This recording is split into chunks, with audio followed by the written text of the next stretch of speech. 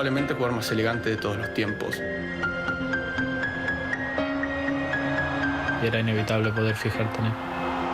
Zinedine Zidane Ciabalet fue Dios para nosotros en el campo. Pour les supporters, comme pour les joueurs, Zinedine Zidane est toujours ce danseur étoile de la planète football. Aujourd'hui, son habit de scène a changé, mais son récital n'a fait qu'évoluer.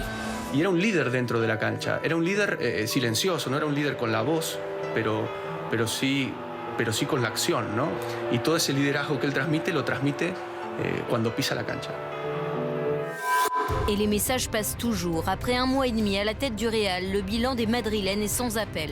5 victoires en 6 rencontres, une moyenne de près de 4 buts par match contre 2,7 avec Benitez, une efficacité accrue et des sourires retrouvés. El equipo estaba en una dinámica negativa y el equipo está mucho mejor anímicamente, físicamente también estamos trabajando muy bien y la verdad que ha sido un cambio muy positivo para el equipo. La question désormais, comment Zidane va-t-il négocier la Ligue des Champions? Celle qu'il a domptée en 2002, puis en 2014 en tant qu'adjoint d'Ancelotti.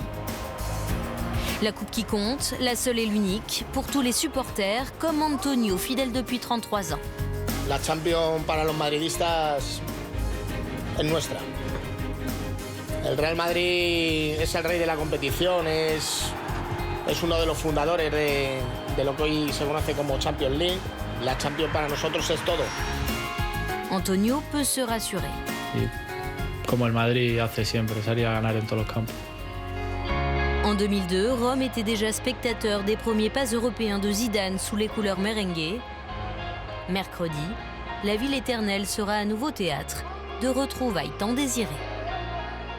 Et ces débuts de Zidane, entraîneur en Ligue des Champions, ce sera sur Canal mercredi prochain à l'avant-match à 20h20, prise d'antenne avec Hervé Matou et Mickaël Landreau. 20h45, l'affiche au Stade Olympique AS Roma, Real Madrid. Le classement de la Liga, le Barça domine évidemment avec 57 points, avec un match en moins d'ailleurs, un match de retard. L'Atlético Madrid est deuxième, l'Atlético qui s'est imposé aujourd'hui 1-0 à Retafe. Le Real est troisième, quatrième place pour le Villarreal du gardien français Areola et la cinquième place pour le FC Séville. Dans quelques minutes, l'édition du dimanche avec toutes les images fortes du week-end et le concours de dunk le plus spectaculaire, le plus monstrueux de l'histoire du All-Star Game en NBA. Retour au foot en Italie pour la 25e journée de Serie A. Une affiche ce soir, Fiorentina, Inter Milan. Et ça vient également de se terminer. Marcelo Brozovic marque pour l'Inter après ce centre de Palacio. 1-0 pour les interistes.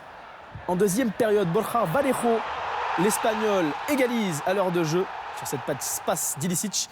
Et alors qu'on se dirigeait vers un match nul, à la 91e minute, Koura Babacar, le jeune Sénégalais, donne la victoire à la Viola. 2-1 pour la Fiorentina. Et dans cette fin de match, à noter l'exclusion du Français Geoffrey Kondogbia.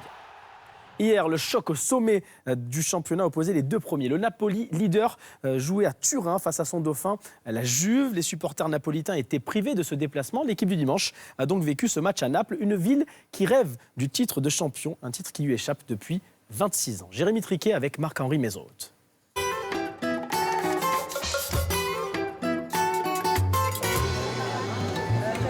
Derrière l'agitation touristique du cœur historique de Naples, une profonde rivalité se fait sentir.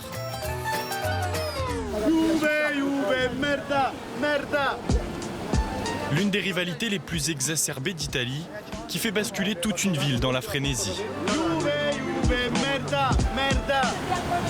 Loro ci offendono sempre con Vesuvio a lava di fuoco. Noi siamo orgogliosi di essere della Campania e siamo orgogliosi del nostro Vesuvio. Loro si guardassero il loro e noi rispondiamo così.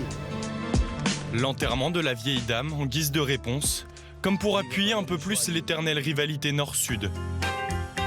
D'autres préfèrent se retrouver dans les souvenirs de l'idole Maradona et leur amour irraisonné pour le Napoli.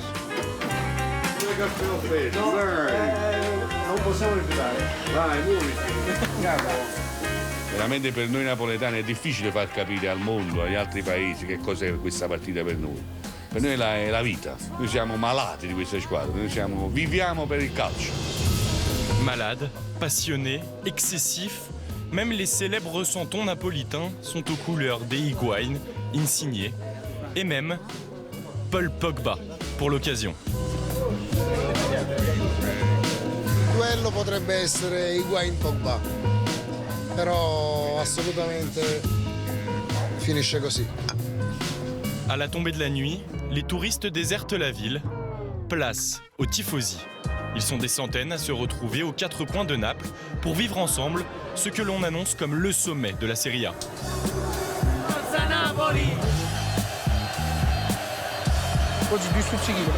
Alors que tout le monde s'attend à un festival entre les 2 meilleures équipes d'Italie, ce Juventus-Naples se résume d'abord à un gros combat tactique. Et ce sont les Napolitains qui frappent les premiers. Mais Bonucci empêche Higuain d'ouvrir le score.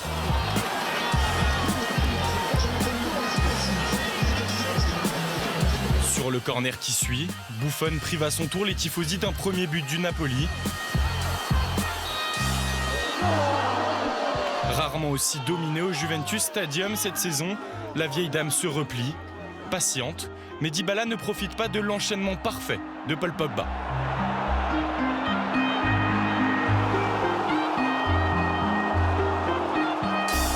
Attenzione, permesso, attenzione. Tout Naples croit alors tenir le point du match nul, mais Zaza, rentré à l'heure de jeu, garde la défense à distance et déclenche. Terrible désillusion pour les Napolitains qui doivent s'incliner à 5 minutes de la fin. 1-0, la Juventus prend la tête de la Serie A, et alors que les tifosi rêvaient d'enterrer la vieille dame, c'est peut-être elle qui vient d'enterrer les espoirs de titre de toute une ville. Et oui, la Juve double le Napoli au classement, on le verra dans un instant. La Juve, seule équipe européenne, regardez, 10 matchs, 10 victoires en 2016, seule équipe européenne à avoir remporté tous ces matchs en 2016. Nous parlions tout à l'heure de la Roma qui recevra le Real Madrid mercredi soir en Ligue des Champions.